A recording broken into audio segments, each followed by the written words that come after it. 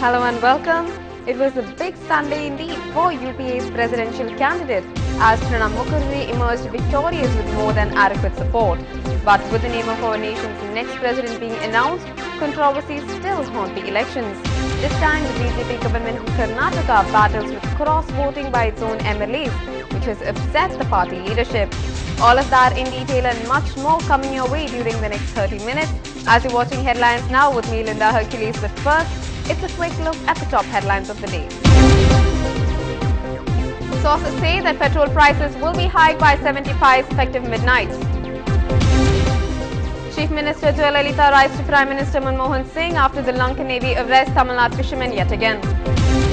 Supreme Court directs Kerala government to permit Tamil Nadu to take over maintenance work at the Mullai Periyar Dam. Karnataka BJP combats yet another crisis as 13 MLAs cross-vote in favour of Pranab Mukherjee. Chief Minister Shattar orders a probe. NCP Chief Sharad Pawar will give Prime Minister's dinner party a miss. Sources suggest the party is mulling over providing external support to the UPA. 2 weeks after the horrific Guwahati molestation incident, Prime accused Amarjyoti Kalita surrenders. Virat Kohli and actor-director Prabhudeva seem to be bonding too well as grapevine suggests Kohli might have a stint in Bollywood. News in detail. After 2 sets of reductions in petrol prices last month, oil marketing companies will raise petrol prices by 70 paise effective midnight tonight. The hike comes after a 2 rupees 46 paise price cut on the 29th of June, which followed a 2 rupees 0.2 paise per litre cut on the 3rd of June. Moving on, 23 Indian fishermen along with 5 trawlers were apprehended in Sri Lankan waters for allegedly crossing the international maritime boundary line. The fishermen along with their trawlers had been handed over to the Talaimannar police for further action. They are likely to be produced in the local courts today. Following their arrest, Chief Minister Jayalalitha had shot off a letter to Prime Minister Manmohan Singh expressing concern over the unrelenting harsh attitude of the Lankan Navy towards Indian fishermen. She had also sought the centre's intervention in securing the release of those arrested. They were fishing 3 nautical miles off Sri Lankan coast near a town called Pesale, and there were 5 trawlers and 23 fishermen.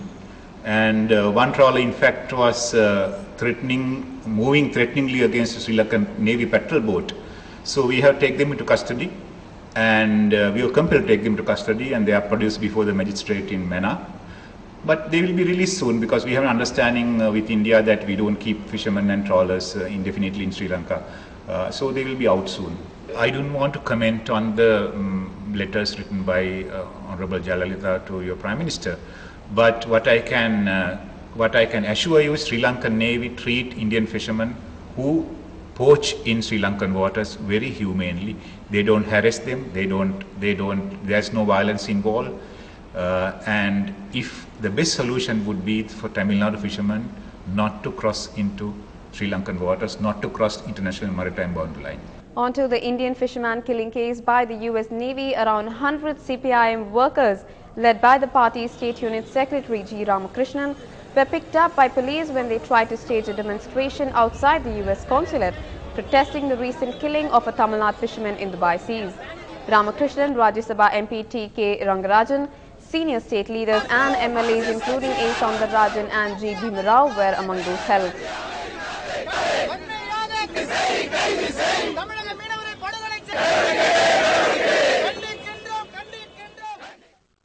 Dubai கடற்பகுதியில் மீன்பிடித்துக் கொண்டிருந்த தமிழக மீனவர்கள் மீது அமெரிக்க கடற்படையினர் துப்பாக்கிச் சூடு நடத்தி சேகர் என்ற தமிழ் மீனவர் கொல்லப்பட்டார். 3 தமிழக மீனவர்கள் காயமடைந்திருக்கிறார்கள். இந்த தேவையற்ற அத்துமீறிய அராஜகமான துப்பாக்கிச் சூட்டை செய்த அந்த அமெரிக்க கடற்படையை கைது செய்து அவர்கள் மீது நடவடிக்கை எடுக்க வேண்டும் என்ற மார்க்சிஸ்ட் கம்யூனிஸ்ட் கட்சி சார்பாக இந்த கண்டன ஆர்ப்பாட்டம் என்பது நடைபெற்றுக் கொண்டிருக்கிறது. On to our top story for the day, the BJP has been embarrassed by indications that many of its MLAs in Karnataka appear to have cross-voted in the recent elections to the post of president. Chief Minister Jagdish Shettar has said that a committee will be formed and action taken against the MLAs who cross-voted. The NDA candidate P.A. Sangma received only 103 votes in the state where the BJP is in a majority in the assembly, while Pranab Mukherjee received 117. Despite the change in Chief Minister as demanded by former Chief Minister B.S. Yediyurappa, there is still discontent over cabinet berths. That a committee will investigate everything and after giving a report will take appropriate action. They themselves have been caught in the trap of Operation Kamala. The people who are busy poaching the other members, now their members have been jumping from their boat. They know that BJP is a sinking ship in Karnataka, so everybody is starting jumping from that ship. All is not well with the BJP in Karnataka. With the 14 votes, grass voting with the 14 MLAs in favor of voting in favor of Pranab Mukherjee, that shows that the government is not in a majority, and I don't think this government will last long. This clearly shows that there is a crack in the vertical crack in the BJP. Parliamentarians bade farewell to outgoing President Pratibha Patil in the Central Hall. President-elect Pranab Mukherjee will take over as the President on the 25th of July when he takes oath of office. Pratibha Patil gave her farewell speech praising Pranab Mukherjee and highlighted the achievements of the next President. She will address the nation tomorrow, the eve of committing office. मैं श्री प्रणब जी मुखर्जी को हार्दिक बधाई देना चाहती हूँ, जो अगले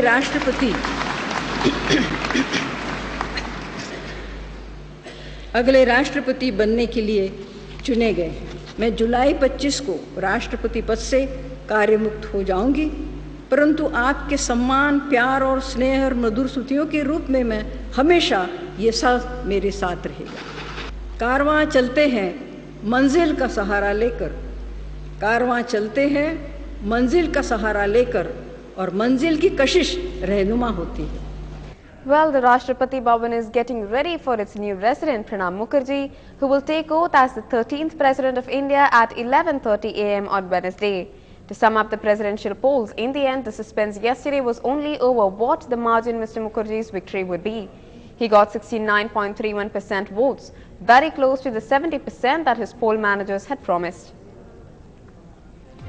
As President, Pranab Mukherjee will draw a salary of 1.5 lakh rupees a month. He will get to stay in the imposing Rashtrapati Bhavan and have retreats in Shimla and Hyderabad.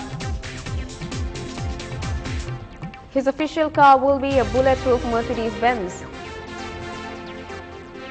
Around 200 staff will maintain the Rashtrapati Bhavan.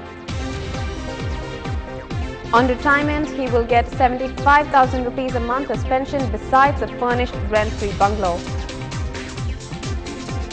Other perks for a retired president include 2 free landlines and a mobile phone, 5 personal staff including a private secretary, an official car and staff expenses of 60,000 rupees a year. He can travel free with a companion by train or air.